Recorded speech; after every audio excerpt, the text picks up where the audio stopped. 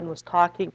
And I don't know that I've ever shared this with Reverend Robin, but it was actually, we hosted here shortly, I think about a year after Reverend Robin came here, her ordination.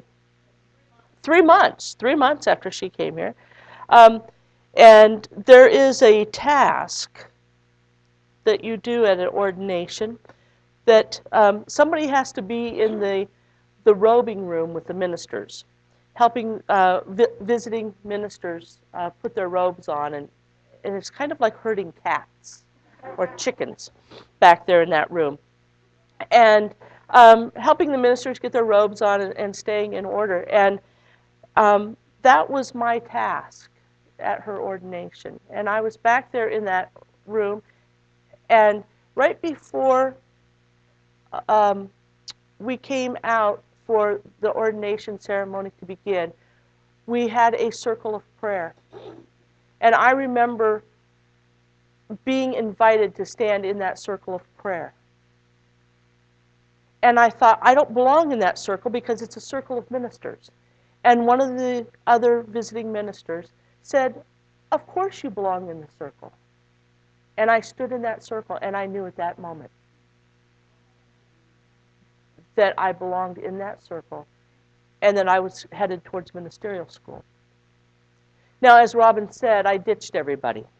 And that's part of what I want to talk to you about today, is this path, this journey of peace. That this journey of peace, that peace is very personal. And that sometimes when things get falling apart and start to get all shook up, that they're really just falling into place. Because really that's what happened to me in 2007. Is when things began to really feel like everything was falling apart, things were beginning to fall into place. So today, as we begin to talk about peace, we're in this season for nonviolence. It's 64 days of nonviolence and peace. 64 days to commemorate that time period between the assassination of Gandhi and the assassination of Martin Luther King. And this is really a time for reflection on world peace and how much we need peace right now. As we think about right now what's going on in the Ukraine, we think about what's happening in Syria, and I'm just reminded of what happened right here in Placerville this week. As we think about the families of Carolyn Haig and Crystal Ann Ward, those two women that were killed off of Mosquito Road. Peace is not something that happens over in the Ukraine or Syria. Lao Tzu says if we want to have peace in the world, we must take peace in the world, we must have peace in our nations. We must have peace in our states. We must have peace in our relationships. We must have peace in our families, but we must have peace here. When things begin to fall apart, they begin to fall into place. Now, when I first came into this teaching, I would get emails from friends, and they would be signed PB&J. And being very food-oriented, I thought, peanut butter and jelly. PB&J. Peanut butter and jelly. Peace, blessings, and joy. So, before I begin any farther on this talk, let's just stop for a moment and really ask ourselves, what is peace? Because we kind of throw that word out quite a bit. We say, peace be with you. Peace and blessings. Peanut butter and jelly. What do we mean when we say peace? Peace is the normal, non-warring conditions between nations and worlds in the world. Peace is a state of mind between people and groups. Peace is the normal freedom from civil commotions. Peace is a freedom from any strife. Okay? I like that. That sounds good. Peace is a state of tranquility. Peace is a vital, vibrant quality of joyous serenity. A vital, vibrant quality of joyous serenity where everything is in harmonious relationship. So if we know that that's what peace is, then I ask myself, so where does peace come from? Now, Ernest Holmes tells us that peace is in our innermost recesses of the spirit. It is within us. It is within me, and it is always waiting for expression. It is there, within me, wanting to be expressed in everything that I do, even in a peanut butter and jelly sandwich.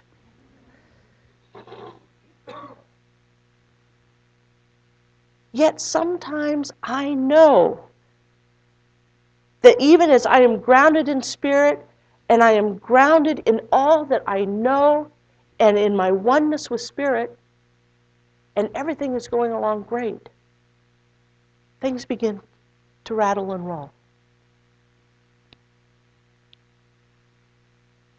So, what keeps me from my peace sometimes? How do I get knocked out of peace? What keeps my heart from peace?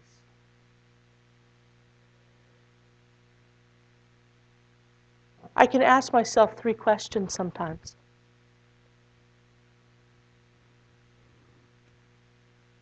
I might say, what keeps my heart from peace? You know, when I was here and I left here, within a matter of just a year, I moved from losing a community, which was by choice. I left here by choice. I lost a community, a relationship, a home. And in that same amount of time, my mother was diagnosed with stage 4 cancer. My sister was diagnosed with stage 3 cancer. And my best friend was diagnosed with stage 3 cancer. In that time, I lost my peace. And I was shuffling a lot of parts. But what I know is that in that time, things fell into place. Because I shifted. And in that place of being out of sorts, I dropped into that place of being in spirit and connecting with that divine source that was within me, that divine power, that presence that was within me. And I needed to do a geographical shift in order to get into that divine spirit. There had to be a letting go. There had to be a change in order to find my center. But I had to ask myself some questions. And so I want to share those questions with you today. I was reminded of this just recently. I was up in, I had the opportunity to be up in Oregon here just a couple weeks ago, and I was driving up by Crater Lake. It was a beautiful day. The great big snowflakes falling, and I was out with my dog. We were on a little road trip. We went up Crater Lake. We were up on the mountain. We were playing in the snow. It was an absolutely beautiful day. We played too long in the snow, one might say, playing up there. We get back in the truck. By now, we're headed back down the mountain. It begins to snow so hard that we can barely see. The road is covered with ice and snow. And as I'm coming down, all of a sudden, I think, this is not very smart.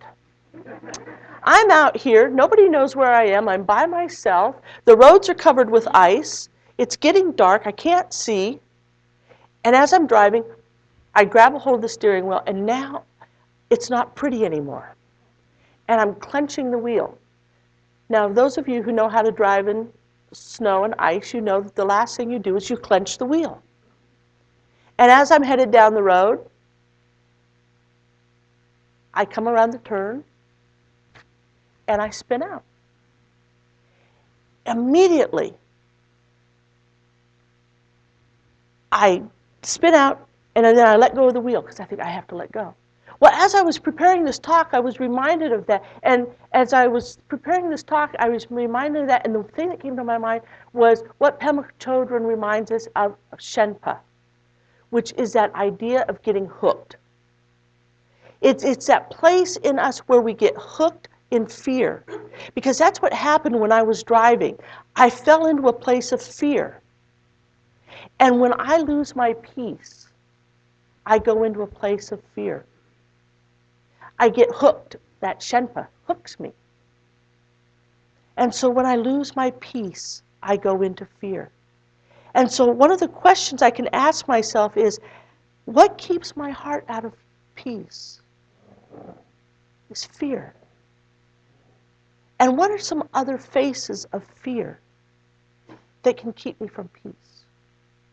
Guilt, shame, jealousy, anger. I can ask myself, what keeps me from my peace?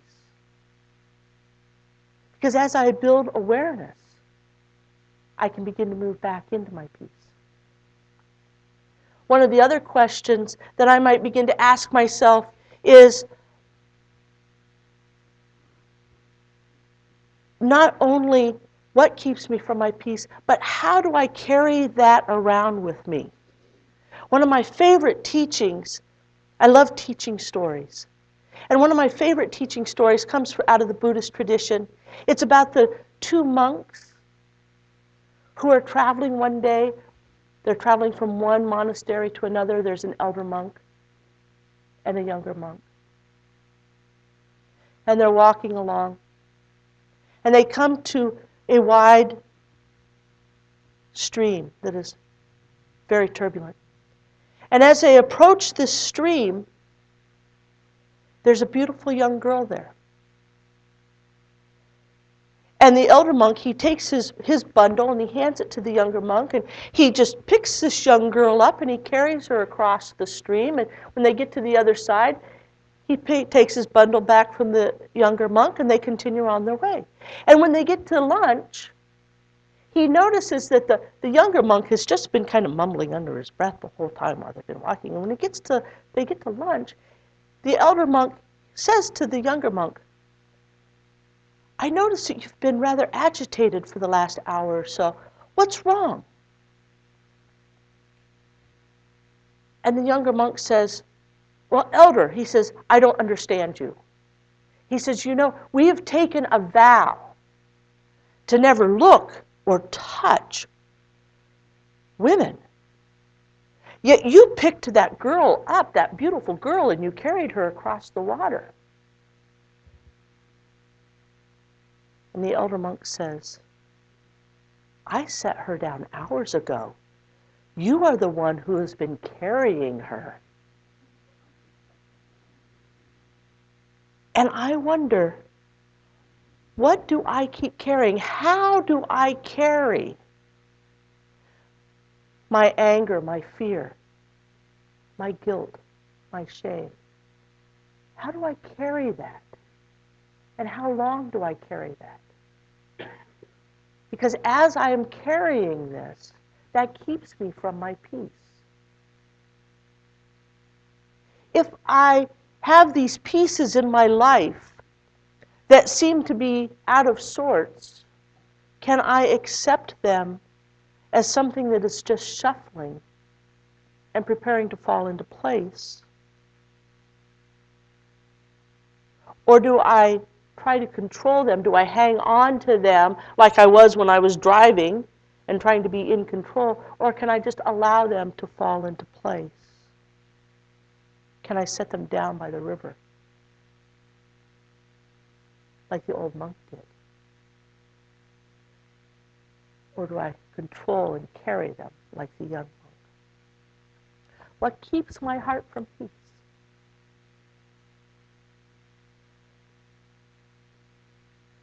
There is this idea about what we carry and how we carry things, that if I am holding on to anger, I'm staying in the past. Because quite often, it's all behind me. If I'm really anxious about what I'm carrying, it's something in the future. Yet, if I am completely present, I'm right here in the moment. If I am present, I am in the presence. I am in spirit. I'm right here. How do I carry my life? Am I in the presence? Henry Haskins says that what lies behind us and what lies before us are tiny, tiny matters compared to what lies within us, the divine. So how do I move my heart back to that inner presence? How do I get myself back to that place of being in alignment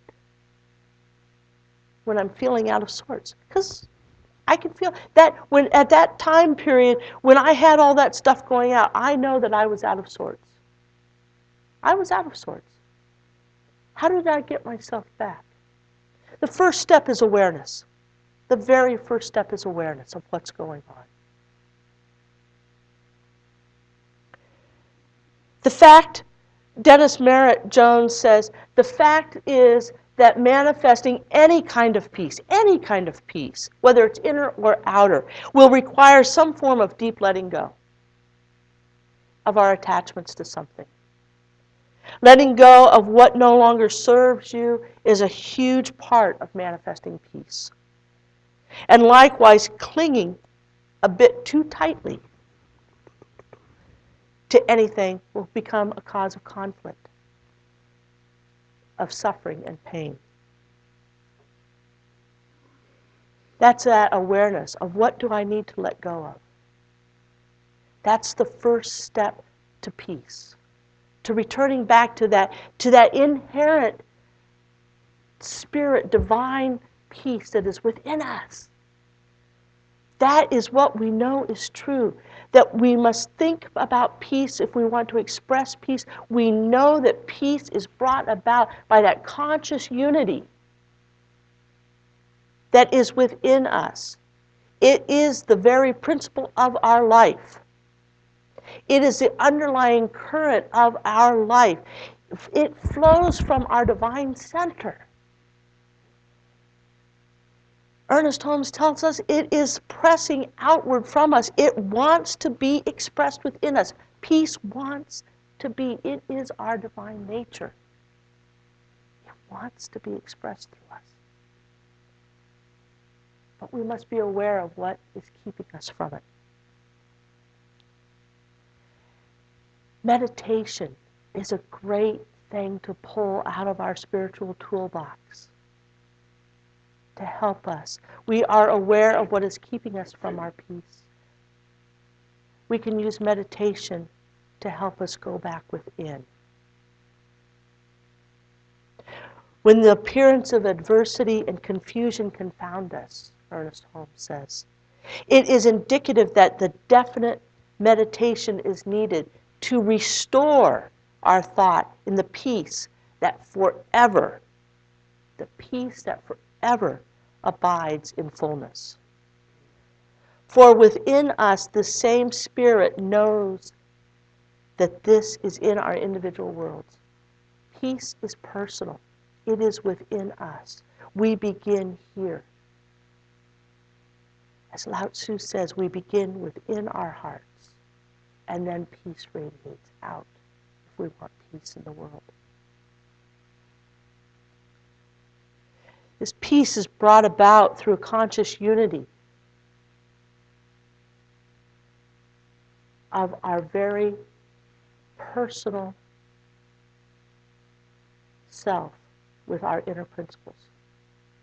You have powerful, powerful practitioners in this center. I know because I train with many of them. They're my buddies. And there are others here also that have come up afterwards. But you have powerful practitioners here. Sometimes we need to do forgiveness work. Sometimes we need others to remind us that that divine spirit is within us. Because sometimes when we're standing in that place of all these shaky pieces around us, we need help to remember that the divine is our true essence. That peace is the very nature of who we are. And practitioners and our ministers can help us to remember who we are and to reignite that divine spark within us that is peace. Peace of mind and peace of heart. Prayer is another way that we can use to reconnect to that divine essence of who we are. So how do I get my peace back? Through that awareness that everything, as it shifts and shakes, as things fall apart, they're falling into place. That as I'm letting go, I'm allowing things to move.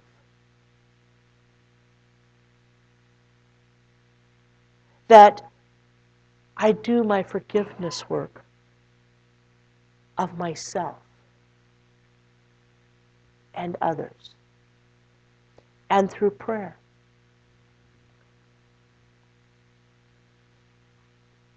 One of my favorite teaching stories, last teaching story, is called Autobiography in 5 Chapters. You've probably heard this story before. But it's such a powerful story that it bears repeating. Because this, for me, is the way to peace. I walk down the street, and there's a deep hole in the sidewalk.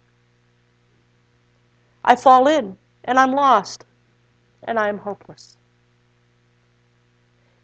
It isn't my fault, and it takes forever to find my way out.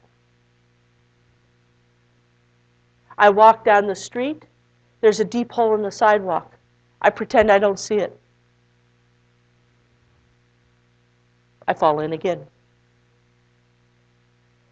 I can't believe I'm in the same place. It isn't my fault. It still takes a long time to get out. Chapter 3 in my life.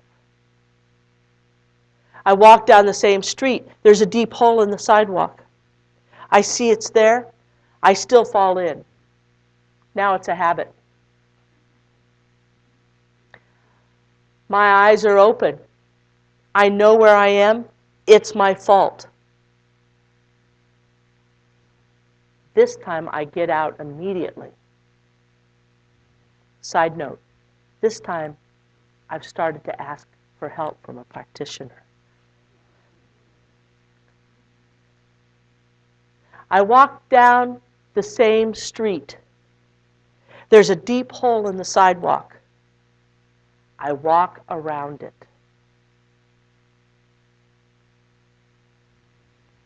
Chapter 5.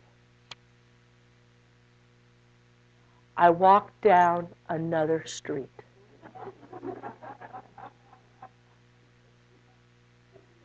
I found peace. Not by avoiding it, but by walking through it again and again and again by doing my practice. By doing my practice, by being aware, by letting go, I have found my peace. I go within. I know that the divine spark is personally mine. It is who I am. And when I am solid in that, when I stand in my own peace, that I am the divine spark of God, in God, as God, and that means that Spirit is moving in and through me. I can walk down any street and be in peace. And so as we celebrate this period known as the season for nonviolence and peace, I invite you, the next time you see someone, as you say, peace be with you, you look at them and say, peace, as you, in you, through you. PB&J. Namaste.